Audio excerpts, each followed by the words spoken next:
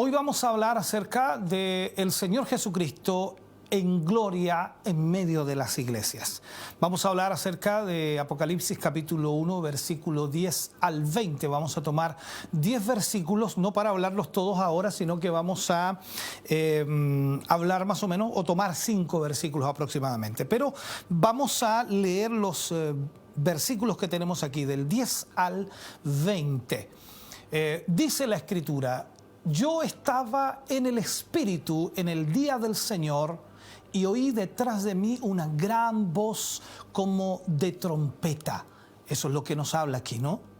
Que decía: yo soy el Alfa y la Omega, el primero y el último. Escribe en un libro lo que ves y envíalo a las 7 iglesias que están en Asia: a Éfeso, Esmirna, Pérgamo, Tiatira, Sardis, Filadelfia, Laodicea. Y me volví para ver la voz que hablaba conmigo, y vuelto vi 7 candeleros de oro en medio de las 7 o de los 7 candeleros, y uno semejante al Hijo del Hombre, vestido de una ropa que llegaba, de acuerdo a la Escritura aquí nos dice, hasta los pies, y ceñido por el pecho con un cinto de oro. Su cabeza y sus cabellos eran blancos como blanca lana, como nieve sus ojos, como llamas de fuego sus ojos, y sus pies semejantes al bronce bruñido, refulgente como en un horno, y su voz como estruendo de muchas aguas. Tenía en su diestra 7 estrellas, y de su boca salía una espada aguda de 2 filos, y su rostro era como el sol cuando resplandece en su fuerza. Cuando le vi, caí como muerto a sus pies, y él puso su diestra sobre mí, diciéndome: no temas, yo soy el primero y el último, y el que vivo, y estuve muerto, mas he aquí que vivo por los siglos de los siglos. Amén. Y tengo las llaves de la muerte y del Hades. Escribe las cosas que has visto, y las que son, y las que han de ser después de estas. El misterio de las 7 estrellas que has visto en mi diestra, y de los 7 candeleros de oro. Las 7 estrellas son los ángeles de las iglesias, y los 7 candeleros que has visto son las 7 iglesias. Hasta ahí dejaremos esta lectura, por supuesto, y agradecemos al Señor que nos permita poder leer de la palabra de Dios. Lo que vemos aquí en estos versículos, y podríamos iniciar, por supuesto, tomando el versículo 10 y al 12, en realidad aquí Cristo está hablando directamente el Señor. Son palabras textuales del Señor Jesucristo dentro de lo que es esta profecía o esta revelación que Juan escribe, que es el libro de Apocalipsis. Mientras Juan estaba en el Espíritu en el día del Señor, ahí es cuando él oye una fuerte voz. La voz era como de trompeta detrás de él. Es interesante, hermano, muy interesante, que empecemos por notar que esa voz, de acuerdo a lo que Juan dice aquí, era como de trompeta. Ahora, recordemos algo: en el Antiguo Testamento las trompetas servían para convocar al pueblo para algún acontecimiento especial. Eso lo puede usted encontrar en el libro de Números, capítulo 10, versículo 1 al 10. Allí habla de todo esto. Ahora, en el Nuevo Testamento encontramos que el Señor dijo que cuando Él volviera, cuando Él viniera nuevamente a este mundo, junto con sus ángeles, ellos le precederían, y a esto mismo dice que cuando Él venga, vendrá con gran voz de trompeta, y juntaría, dice, a sus escogidos desde un extremo del cielo hasta el otro. Esto lo dice en Mateo capítulo 24, versículo 31. Entonces, por otro lado, en el libro de Apocalipsis, las trompetas se relacionan frecuentemente con el anuncio de los juicios finales del Señor sobre este mundo. O sea, la trompeta que suena en Apocalipsis, o las trompetas que suenan, se refieren a los juicios que el Señor va a enviar a este mundo. Entonces, llegamos a la conclusión, por lo tanto, de que la gran voz de trompeta que Juan escuchó tuvo que ser una voz fuerte, clara, que le estaba avisando de algo muy importante, muy relevante, que estaba a punto de ser revelado, o que estaba a punto de ocurrir, o que estaba a punto de suceder. Todo esto se vio confirmado, por supuesto, inmediatamente cuando la voz se identificó. ¿Y qué dice? Yo soy el Alfa y la Omega, el primero y el último. Eso fue lo que dijo la voz. Juan primero escuchó la voz y la voz era como de trompeta. Y cuando esa voz se identifica, entonces vemos inmediatamente que habla Jesús y dice, yo soy el Alfa y la Omega, el primero y el último. Sin duda aquí no podía tratarse de nadie más que de Dios, del Dios Todopoderoso, que ya se había presentado al enviar, por supuesto, sus saludos a las 7 iglesias, de acuerdo a Apocalipsis 1:8.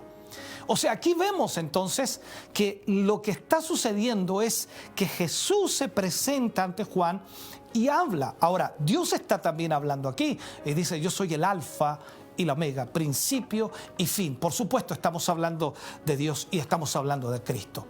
Toda la escena, toda esta escena se reviste de una intensa solemnidad.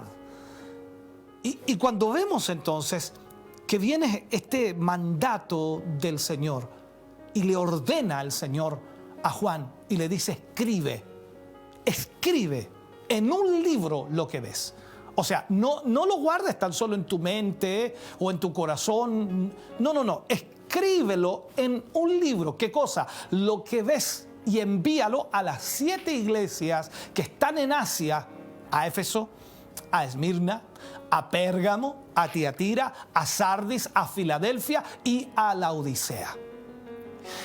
¿Sabe? Esta es la primera de las 12 veces en que a lo largo del libro de Apocalipsis, que lo vamos a ver cuando sigamos estudiando los otros capítulos, que Juan recibe la orden de escribir lo que está viendo.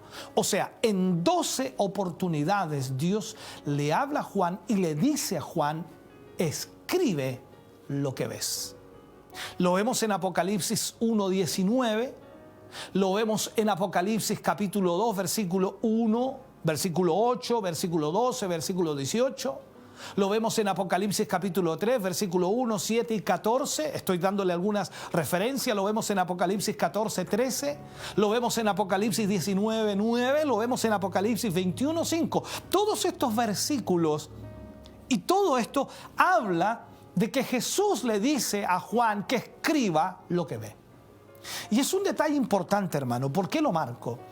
Porque vemos que el Señor Jesucristo está mandando a uno de sus apóstoles que escribiera lo que vio de Él. Que escribiera lo que vio de Él. Eso es lo primero, que escribiera lo que vio de Él. Juan no podía conformarse con ver la gloria del Señor y aprender de Él lo que va a acontecer en este mundo. O sea, si Juan tiene esta tremenda revelación de Dios y en ese momento ve a Jesús, entonces no es conformarse. Dice, yo vi al Señor. Va más allá de esto. Dios le dice, o Jesús le dice, escribe lo que ves. Él está recibiendo una visión y tenía el deber de compartirla con todos sus hermanos en las iglesias. Por eso va el mensaje dirigido y enfocado directamente para que Él las escriba y las envíe a las iglesias que están en Asia. Ahora, por supuesto, también todos nosotros que leemos la Biblia constantemente, que tomamos esta Biblia y la leemos constantemente y hemos conocido estas mismas cosas, debemos entonces comunicarlas a todos aquellos, absolutamente a todos aquellos que no las conocen y que se encuentran en grave riesgo ante la venida del inevitable juicio de Dios. La escena que Juan ve no termina aquí. Sin duda, la voz divina llamó la atención de Juan y de forma instintiva, así lo puedo llamar, se volvió para ver quién era el que le hablaba ¿Y quién le hablaba de esa forma? O sea, Juan quería saber cómo era la persona que le estaba hablando. Y en este punto, cuando vemos nosotros lo que sucede, tanto Juan como también nosotros, podríamos decirlo, estamos expectantes por ver al Señor. Dígame, ¿quién no quiere ver al Señor? ¿Quién no quiere ver a Cristo? ¿Quién no quiere tener esa experiencia maravillosa? Juan estaba así, esperando, por supuesto, ver a quién le hablaba de esta manera. Entonces, lo que sucede aquí, inmediatamente, vemos el versículo 12, versículo 13, que comienza aquí Cristo mostrándose y hablando, por supuesto, o de alguna manera mostrándole a Juan que Él está en medio de las iglesias. Eso es lo que a Juan le dice. Lo primero entonces que Juan vio fue 7 candeleros de oro. Y como ya sabemos, en el tabernáculo del Antiguo Testamento era una representación, por supuesto, de la morada celestial de Dios, de acuerdo a Hebreos capítulo 8, versículo 5. Ahí había un candelero de oro de 7 brazos, de acuerdo también a Éxodo 25, 31 al 40, ahí enfoca todo esto del candelero. Ahora, Juan no va a ver la morada terrenal de Dios, no es lo que ve Juan, sino que le es permitido mirar en el mismo cielo, en el verdadero templo de Dios. Eso es lo que realmente Juan está experimentando. Podríamos quizás especular mucho sobre esto y podríamos hablar muchas cosas, porque también se hablan muchas cosas, pero en este sentido nosotros tenemos que tener mucho cuidado cuando hablamos. Entonces, si estos candeleros simbolizan, por supuesto, si estos candeleros simbolizan lo que es la presencia de Dios, también enfocada de una u otra manera, lo que Juan ve entonces es la morada de Dios, pero el mismo cielo, el verdadero templo de Dios.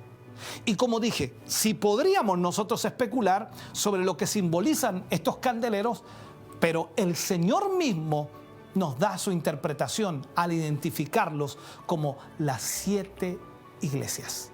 Las 7 iglesias. Entendamos esto. Apocalipsis 1:20 lo dice claramente ahí de esa manera. Por otro lado, es interesante detenernos a pensar en algunos detalles sobre estos candeleros. En primer lugar, nos dice que son de oro, o sea, el metal más precioso.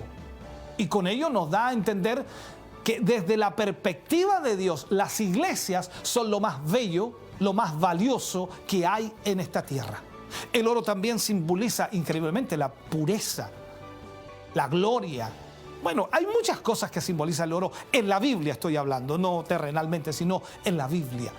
Entonces, aquí vemos que para Dios lo más importante es la iglesia. Lo que es de más alto precio, lo más valioso en la tierra es la iglesia. ¿Me está escuchando? En cuanto al uso de los candeleros, es importante notar que los candeleros servían para colocar en ellos la luz, para iluminar. Y del mismo modo, las iglesias son el soporte, hermano querido, donde en la parte más alta se coloca a Cristo. Por eso Cristo también decía, levantad mi nombre, yo los traeré a vosotros. O sea, Cristo debe estar en la parte más alta de la iglesia, la auténtica luz del mundo. ¿Para qué? Para que alumbre a todos los hombres. Pero lo más significativo, hermano querido, de la visión de Juan es que en medio de los 7 candeleros está uno, dice, semejante al Hijo del Hombre. Aunque luego vamos a explicar, por supuesto, algo más acerca de lo que significa esta expresión Hijo del Hombre. Lo vamos a profundizar un poquito. Ahora, en este momento podemos nosotros adelantar que se trata de una referencia al Señor Jesucristo. Ahora, él mismo utilizó esta expresión en muchos momentos o en muchas ocasiones en los evangelios para referirse a sí mismo. Lo que debemos notar en esto, hermano querido, es que el Señor Jesucristo está ahora mismo en medio de su iglesia, tal como Él prometió antes de descender al cielo. O antes de ascender, que es la palabra correcta, discúlpeme. De acuerdo a Mateo 28:20, Él prometió antes de ascender al cielo que por supuesto Él estaría en medio de su iglesia. Y solo Cristo está allí en medio de las 7 iglesias. No aparece ningún santo, ni la Virgen, ni ningún otro santo que usted pueda conocer, nadie más, solo Cristo aparece en medio de la iglesia. Y todo esto nos recuerda que la iglesia no necesita de otros intermediarios, solo el Señor Jesucristo es el intermediario. Y de acuerdo a Pablo también cuando dice no hay otro nombre dado a los hombres en que podamos ser salvos. Y luego también Pablo agrega por allí, hay otro que el único intercesor entre Dios y los hombres es Jesucristo hombre. Entonces, Él está en medio de su iglesia, guardándola, pastoreándola, corrigiéndola, llamándola al arrepentimiento y ayudándola para que siga adelante con fidelidad, para que pueda entonces cumplir el plan y el propósito de Dios. La idea que nos sugiere aquí cuando Juan escribe esto es como si estuviera cuidando los candeleros para que se pueda ver la luz en ellos y para que esa luz no se apague. Por supuesto, Cristo no solo está presente, hermano querido, entre las 7 iglesias de Asia a las que Juan va a escribir más tarde, sino que en medio de todas sus iglesias. No importa su tamaño, la calidad del edificio, no importa si es hermoso o no, no importa si es de buenos materiales o no, no importa dónde se congregan o en qué lugar estén congregándose, Cristo en medio de su pueblo, allí es donde 2 o 3 se reúnen, el Señor está en medio de ellos, según Mateo 18:20. O sea, el Señor está en medio de su iglesia. Y es verdad que las iglesias no son perfectas. Cuando hablamos, por supuesto, de las iglesias en la perspectiva de lo que vemos hoy día en el mundo. Y en muchos casos, las iglesias necesitan corrección, pero Cristo sigue en medio de ellas. A pesar de que las iglesias no son perfectas y a pesar de que necesitan corrección, Cristo sigue en medio de ellas. Recordemos, por ejemplo, a los cristianos en Corinto, cuando Pablo habla en 1 Corintios capítulo 1, versículo 2, cuando le habla y les dice, santificados en Cristo Jesús, santificados en Cristo Jesús. O sea, cuando nosotros vemos esto y leemos esta frase, lógicamente pensamos que los corintios son tremendamente espirituales, pero eran tan carnales y eran tan inmaduros y eran tan inmorales. Pablo les escribe en 1 Corintios 3, versículos 2 y 3, acerca de esto. Luego también les habla en 1 Corintios 5, 1 y 2, acerca de esto. O sea, lamentablemente, a pesar de tener tantos dones, talentos y todo aquello, hermano, y parecía una iglesia muy espiritual, pero eran carnales, inmaduros e inmorales. Sin embargo, y aquí es lo que quiero enseñarle, sin embargo, Cristo estaba en medio de ellos. ¡Wow! Esto no nos descoloca a nosotros porque dice, pero no, perdónenme, pastor, Dios no tiene nada que ver con eso. Sí, posiblemente diga, pero Cristo está en medio de su iglesia. Él la lavó con su sangre. No obstante, hermano querido, es posible que un día una iglesia se pueda apartar tanto del Señor que deje de ser considerada como tal por parte del Señor. Y es una gran verdad. Y este fue un serio aviso que recibió la iglesia de Éfeso, recordemos eso. Recuerda, por tanto, de dónde has caído y arrepiéntete y haz las primeras obras, pues si no, vendré pronto a ti y quitaré tu candelero de su lugar si no te hubieres arrepentido. Eso aparece en Apocalipsis capítulo 2, versículo 5, que ya lo estaremos viendo en las próximas clases que tendremos. Pero como decimos, hermano querido, a pesar de los defectos que la iglesia tenga, Cristo sigue en medio de su iglesia, conduciéndola a la perfección. El que comenzó la buena obra en nosotros, la perfeccionará. Eso es una gran verdad. Tal vez nosotros cuando vemos los defectos dígame si no, cuando vemos los defectos de las iglesias locales, hablo de cualquier iglesia en esta ciudad, en este país, tenemos la tendencia a reaccionar con cierto desprecio. Sin embargo, el Señor sigue amándolas y andando entre ellas, tratando de arreglarlas. Esa es la realidad. Nosotros debemos tener también este mismo aprecio por ellas y no dejarnos de de reunir por eso, porque encontramos un defecto, porque encontramos un error en la iglesia. Por allí leía, ¿no?, entre medio de tantas informaciones que uno lee o mensajes que envían los hermanos con buen deseo, con mala intención, no importa cuál haya sido. Por ahí decía a una persona que decía, me voy de la iglesia, porque esta iglesia no es perfecta. Y el otro le respondía, por favor, no vayas a otra iglesia porque la vas a echar a perder. Hay realidades, hermano querido. No hay iglesia perfecta, pero Dios está en medio de su iglesia tratando de perfeccionarla hasta el día en que Él venga por ella. Entonces lo que Juan recibe y percibe aquí es esto. Y también al mismo tiempo, cuando vamos al versículo 13 hasta el 16, Juan recibe una visión de Cristo en la gloria. Juan recibe una visión de Cristo en la gloria. Después de haber introducido, hermano querido, el trasfondo de su visión o de haber dicho lo que había pasado, Juan pasa a describir la visión en sí. O sea, él habla de lo que le sucedió, pero ahora comienza a describir la visión. Lo que vamos a estudiar a continuación es la única descripción física de Cristo que encontramos en toda la Biblia. En toda la Biblia. Sin embargo, hay que observar dos cosas aquí. La primera es que se trata de una descripción de su actual estado en gloria. No es una descripción de cuando Cristo vino a esta tierra, murió, fue crucificado. No. Es de una descripción de su actual estado en gloria. Y lo segundo que tenemos que tomar en cuenta, que el autor usa diferentes símbolos para describir el carácter y los atributos de Cristo, no su aspecto físico. No su aspecto físico. Tal vez en este momento estemos impacientes esperando el anuncio de los juicios que van a venir sobre este mundo, pero antes de que todo eso ocurra, hermano querido, es imprescindible que conozcamos bien a la persona que los va a ejecutar, que conozcamos bien a quién traerá esos juicios sobre esta tierra. Veamos algunos detalles sobre el Señor. Primero, su identidad. ¿Cuál era la identidad? Dice, el Hijo del Hombre.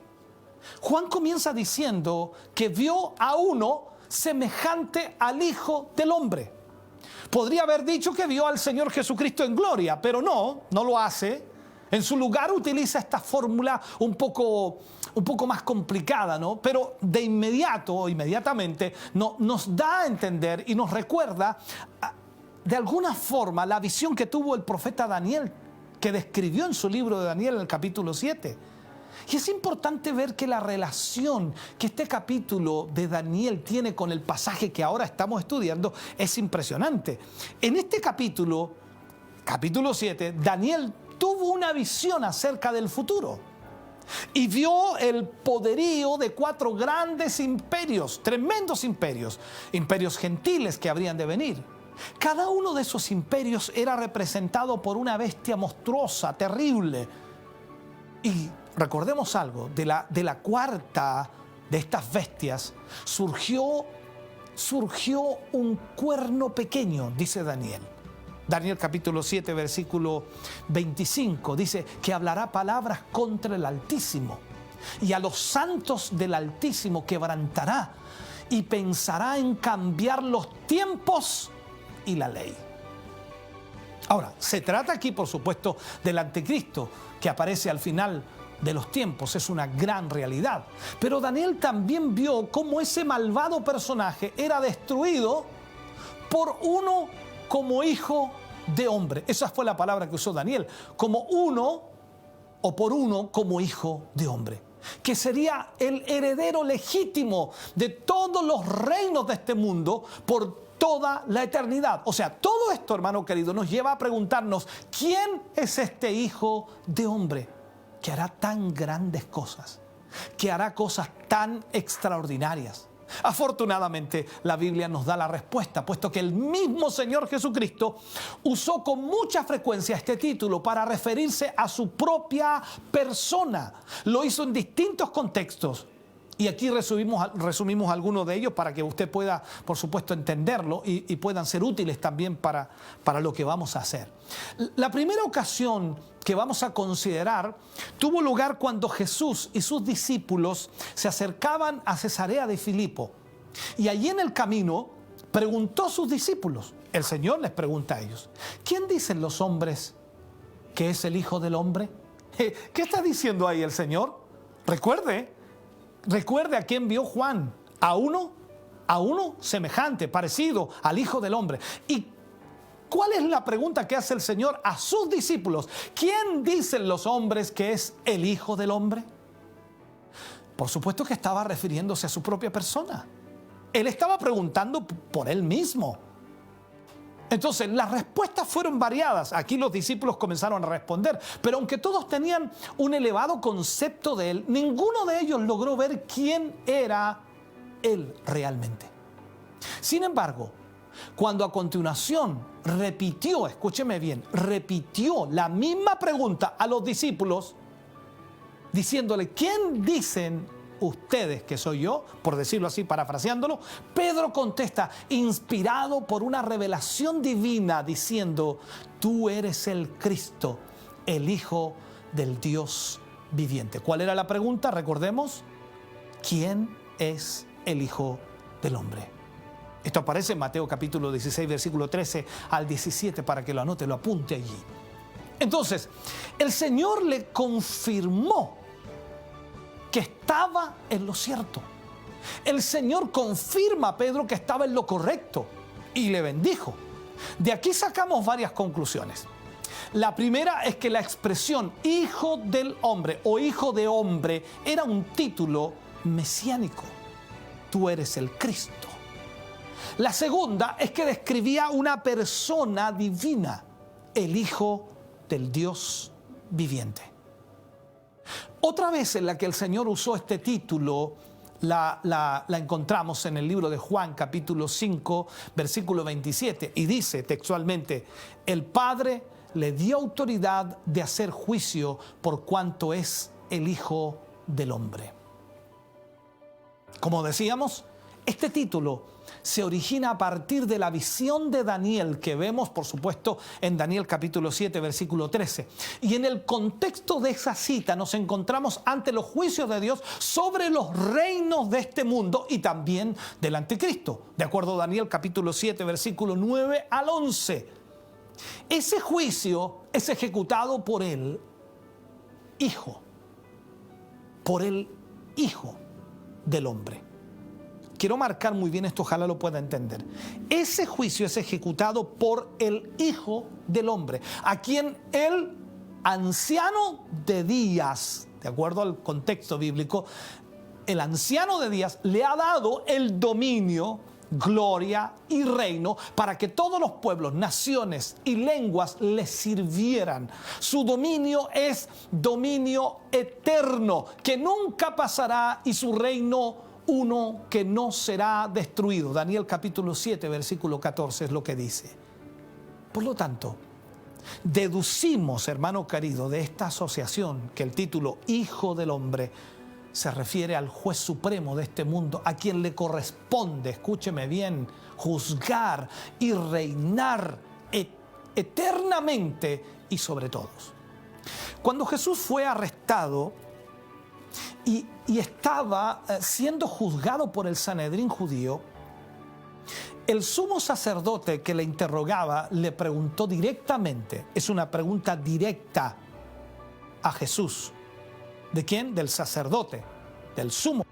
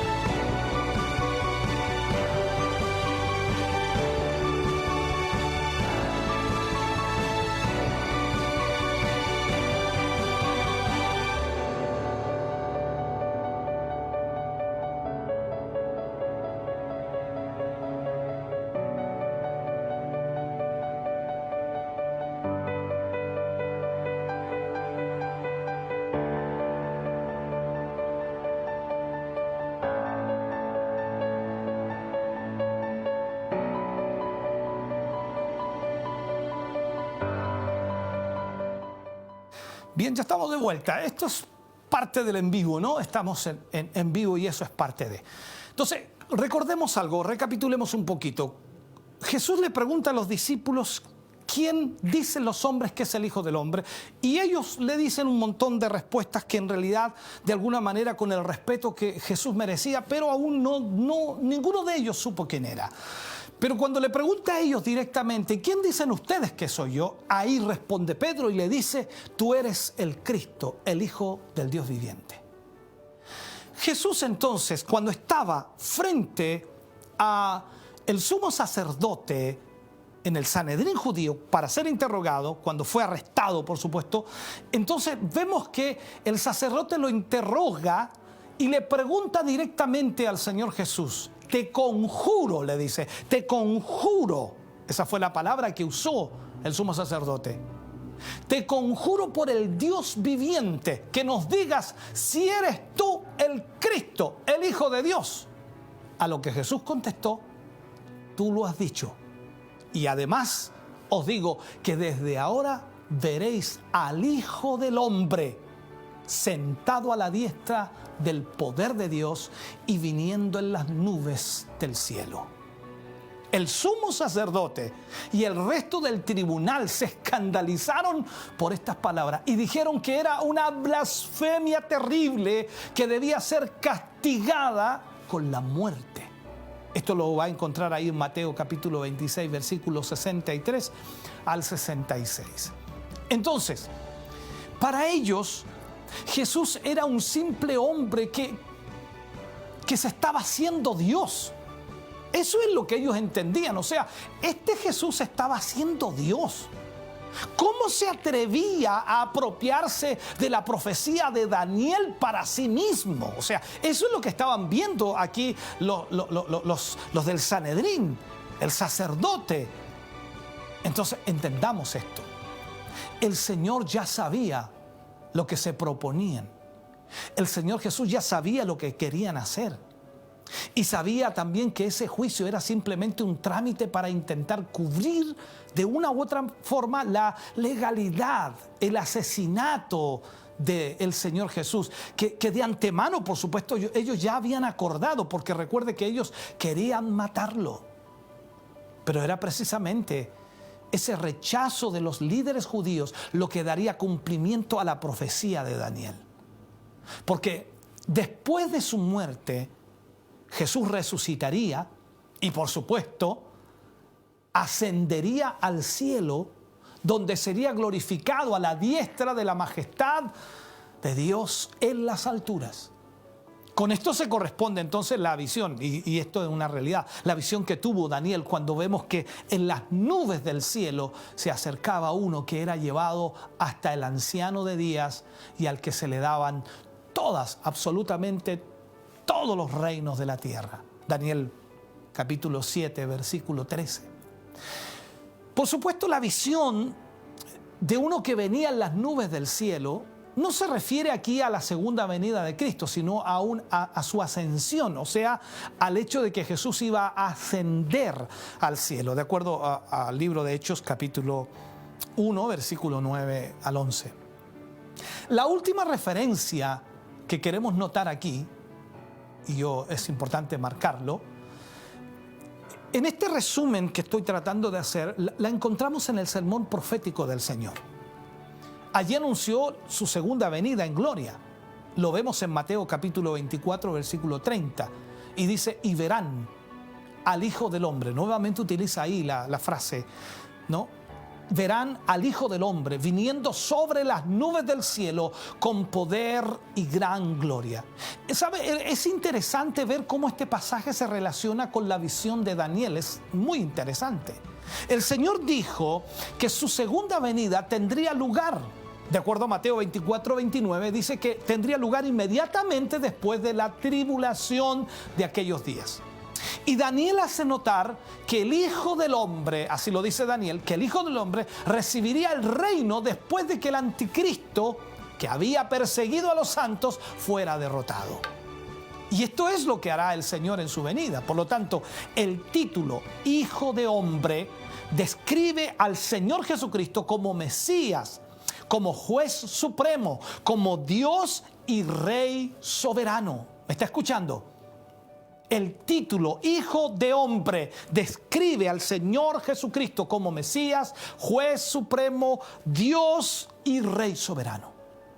Según hemos visto en Apocalipsis, Él está, por supuesto, ahora entre las iglesias que sufren la persecución de los reinos de este mundo. Pero va a venir un día a establecer su reino de forma visible y también definitiva. Él establecerá su reino aquí en la tierra, trayendo la justicia, defendiendo a su pueblo. Ahora bien, hasta aquí solo hemos hablado del título Hijo de Hombre, en cuanto a la dignidad divina, y si lo podemos plantear, pero no podemos terminar ahí. Porque lo más obvio en cuanto a esta expresión es que describe a un hombre. No a un hombre cualquiera, sino al Dios que se hizo hombre por medio, escúcheme bien, de la encarnación, cuando Cristo vino a esta tierra a nacer como hombre. Hemos querido subrayar aquí primero su naturaleza divina, porque eso es lo que ha sido desde la eternidad. Pero con el fin de salvarnos a nosotros, llegó a asumir la misma naturaleza de los hombres que Él mismo había creado, de acuerdo a Juan capítulo 1, versículo 1 y versículo 14. Pero lo más maravilloso de todo esto, hermano querido, es que el Señor no dejó de ser hombre cuando regresó al cielo. Juan nos confirma que en la visión que tuvo de Él vio que seguía siendo el Hijo de Hombre. Y con esa misma naturaleza volverá a este mundo para establecer su reino de gloria. Entiéndame, por favor. Hechos capítulo 1, versículo 11 dice: este mismo Jesús que ha sido tomado de vosotros al cielo, así vendrá como le habéis visto ir al cielo. O sea, está diciéndonos, Jesús volverá tal como le habéis visto ir. Como hombre. Lo segundo, o tercero, o cuarto, si me enredo, ¿no? Su vestimenta. Por el vestido de una persona se puede deducir la posición que ocupa y a qué se dedica de alguna forma. Eso es lo que nosotros tratamos de deducir. Recordemos muy bien eso. Somos observativos en ese sentido. En el caso del Señor, el pasaje nos dice que estaba vestido de una ropa que llegaba hasta los pies y ceñido por un cinto en su pecho, y el cinto era de oro. Ahora, esto nos recuerda que de alguna u otra forma el sumo sacerdote en el Antiguo Testamento, recordemos eso, llevaba un vestido hasta los pies y también estaba ceñido con un cinto. Y lo dice Éxodo capítulo 28, versículo 4, o Levíticos 16, 4, que también lo habla. Entonces, si asociamos la vestimenta del Señor Jesucristo con la del sumo sacerdote del Antiguo Testamento y recordamos que cuando Juan lo vio estaba en medio de los 7 candeleros que simbolizan a las iglesias, tendríamos que decir entonces que Él está actuando como sumo sacerdote a favor de su pueblo, intercediendo constantemente por Él. Él es el gran sumo sacerdote. Entonces, ahí tenemos de una u otra manera la explicación de su vestidura. Y cuando Juan entonces describe o da la descripción del Señor Jesucristo en la gloria, después de identificar al Señor, después de hablarnos, por supuesto, de su vestimenta, ahora pasa a describirnos su aspecto físico. Y para hacerlo emplea de una u otra manera diferentes comparaciones, diferentes símbolos que finalmente nos permitirá una comprensión más profunda de su persona en la actualidad. Es interesante notar, hermano querido, que en cada una de las cartas a las 7 iglesias que aparecen, por supuesto, en los próximos capítulos que vamos a ver, con la sola excepción de la carta a la Odisea, empieza con una descripción del Señor Jesucristo tomada de esta porción. Apocalipsis 2.1, Apocalipsis 2.8, Apocalipsis 2.12, Apocalipsis 2.18, Apocalipsis 3.1, Apocalipsis 3.7. Veamos detalles importantes. Su cabeza y sus cabellos eran blancos, de acuerdo a lo que Juan dice, como blanca lana, como nieve. Esta descripción de su cabeza y cabellos nos recuerda a la que Daniel vio del anciano de días. Daniel capítulo 7, versículo 9. El pelo de su cabeza como lana limpia. La descripción entonces sugiere la sabiduría, la dignidad, la pureza del Señor Jesucristo. Y el parecido con el anciano de días confirma que comparten estos atributos con él. Luego Juan viene y describe otra cosa también de él. Dice, sus ojos como llamas de fuego.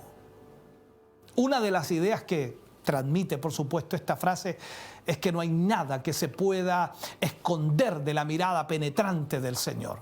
Se trata de su omnisciencia, que todo lo examina de forma minuciosa, exacta, exhaustiva. Y de acuerdo a Hebreos capítulo 4, versículo 13 dice, y no hay cosa creada que no sea manifiesta en su presencia. Antes bien, todas las cosas están desnudas y abiertas a los ojos de aquel a quien tenemos que dar cuenta.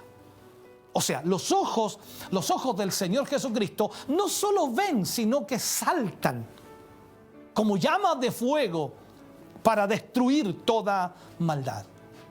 A muchos les resulta incompatible pensar siquiera que el mismo Señor Jesucristo, del que salían lágrimas de sus ojos al ver el sepulcro de su amigo Lázaro, de acuerdo a Juan 11:35, sea capaz de expresar ira y enojo con su mirada.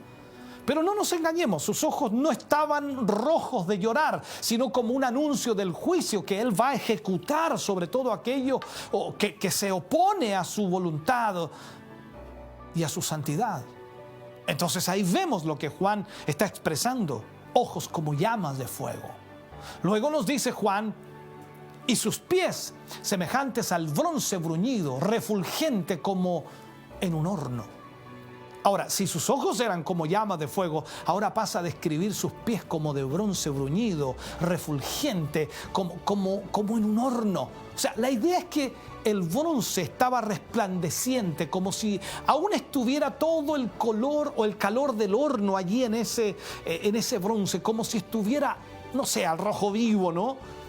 Esta imagen continúa en la línea de la anterior, mostrando al Señor dispuesto totalmente para juzgar. Recordemos que estos pies pisarán el gran lagar de la ira de Dios y que un día todos sus enemigos serán puestos por estrado de sus pies. Resulta a veces paradójico que aquellos pies que recorrieron las aldeas de Judea, de Galilea, llevando misericordia, llevando consuelo a todos los necesitados, a todos los que estaban en problemas, aquellos mismos pies que María ungió con un caro perfume y que enjugó con sus cabellos, aquellos mismos pies que fueron clavados a una cruz en el Calvario, sean ahora los pies que traen el juicio y la ira de Dios. Luego Juan describe, dice, y su voz como estruendo de muchas aguas. Seguramente esta frase quiere decir que su voz era muy potente, como el sonido de una gran catarata. Imaginémonos el sonido de miles de litros de agua cayendo por una cascada. ¿Ha ido usted al Salto del Laja alguna vez? Yo he ido muchas veces. Y allí cuando usted comienza a escuchar cómo cae esa agua, bueno, cuando hay mucha agua, ¿no? Cuando cae esa agua, ese ruido es tremendo. Y así dice Juan, su ruido se puede oír a varios kilómetros de distancia. Así es la voz de Cristo, así es la voz del Señor. Y esto nos sugiere entonces que la autoridad de todo lo que dice, Él tiene autoridad que sobresale, hermano querido, por encima de todas las demás voces. Es una voz superior a todas las demás. Por eso el mismo Dios, cuando se transfiguró el Señor, Él dice, este es mi Hijo amado en quien tengo complacencia, a Él oíd. Y en esto también notamos, hermano querido, una tremenda diferencia con el ministerio terrenal de nuestro Señor Jesucristo. Mientras estuvo en la tierra, Él no levantaba su voz e incluso callaba. Así lo vimos. Pero ahora todo ha cambiado. Porque esa voz irresistible, clara, autoritaria, va a silenciar las ruidosas e insistentes voces de los poderes inicuos, de las autoridades malignas de esta tierra. Todo tendrá que silenciarse porque Dios va a hablar a través de su Hijo Jesucristo. Luego Juan dice, tenía en su diestra 7 estrellas. La mano derecha es el lugar de honor. Claro que sí. Y el Señor tiene en ella 7 estrellas. En su mano derecha. 7 estrellas. Por supuesto, no se trata de estrellas literales, sino que, como explica más adelante, son un símbolo de los ángeles de las 7 iglesias. O sea, Jesús tiene en su mano a sus pastores. Ahora, no podemos detenernos y considerar quiénes eran estos ángeles de las iglesias, porque lo entendemos perfectamente, a los que son un símbolo de los ángeles de las 7 iglesias. Ahora, no vamos a entrar quizás en detalles, a los que más adelante vamos a estudiarlo y lo vamos a ver cuando venga ese mensaje, ¿no? De acuerdo al capítulo 2 y capítulo 3. Solamente podemos deducir que tenían alguna función importante dentro de las iglesias, puesto que el mensaje de las cartas se dirige en primer lugar a ellos. A ellos. En cualquier caso, la frase que tenemos delante nos permite entender que es el Señor el que tiene en su diestra, su mano derecha, estas 7 estrellas. Los que nos sugiere entonces que Él los cuida, los protege con autoridad, les da autoridad, posesión, seguridad, control, preservación. Entonces, como dijo el Señor Jesucristo, de acuerdo a lo que dice la Escritura en Juan capítulo 10, versículo 27, 28, mis ovejas oyen mi voz y yo las conozco y me siguen, y yo les doy vida eterna, y no perecerán jamás, ni nadie las arrebatará de mi mano. Estamos en la mano derecha del Señor Jesucristo. Allí es donde estamos, hermano querido. El Señor nos ha guardado en su mano maravillosa. Su poder extraordinario está sobre nosotros, y sin duda Él nos protege y nos guarda. Yo espero, hermano querido, que usted haya podido recepcionar parte de esto y pueda de esta forma también entender lo que la palabra de Dios nos habla. Quiero orar por su vida, quiero orar por esta palabra y quiero pedirle al Señor que nos ayude para entenderla mucho más. Padre, oramos en el nombre de Jesús. Vamos ante su presencia, Señor, dando gracias por su inmenso amor y misericordia. Porque su amor ha sido grande para con nuestras vidas, favorable a nuestras vidas. Su amor, Señor, es infinito. Y es por ello que en esta hora, Señor, le pedimos y le rogamos que cada uno de sus hijos y de sus hijas que ha oído esta palabra, Señor, puedan ser bendecidos, puedan ser fortalecidos. Que esta palabra les despierte, que esta palabra les haga ver, Señor, quién eres tú. Que no estemos, Señor, como los discípulos cuando el Señor les preguntó ¿quién dicen los hombres que es el Hijo del Hombre? Sino que podamos conocerte realmente. Que podamos ser como Pedro, que recibe esta revelación extraordinaria y dice, tú eres el Hijo del Dios viviente. Señor, ayúdanos para que podamos entender, Señor, que estamos guardados en el hueco de tu mano y que tu protección es maravillosa. Gracias por tu palabra en esta noche. Gracias por ministrarnos. Gracias por hablarnos. Gracias por hablar a aquellos corazones y vidas, Señor, de tus hijos y de tus hijas. Y que aunque no es una palabra, Señor, de evangelismo, ni tampoco es una palabra de restauración, sin duda esta palabra restaura convicciones. Restaura, Señor, nuestro corazón ante ti, porque conocemos quién eres. Gracias, mi Jesús. Gracias, mi Señor, porque todas tus promesas se cumplen y toda tu palabra se cumplirá, Señor, para dar paso a todo lo que tú has dicho que se cumplirá. Gracias, mi Jesús. En el nombre del Señor Jesucristo agradecemos esta palabra. Amén. Y amén, Señor. Aleluya. Bendito Dios.